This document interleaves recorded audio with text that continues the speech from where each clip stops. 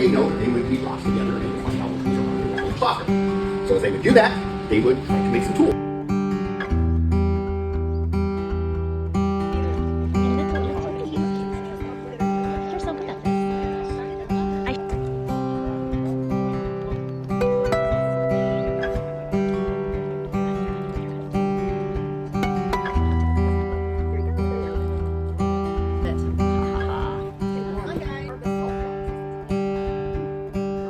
There's also another petroglyph here, and there's one right here, and then this one is very faint, but there's one right here. Every petroglyph picture is called an element.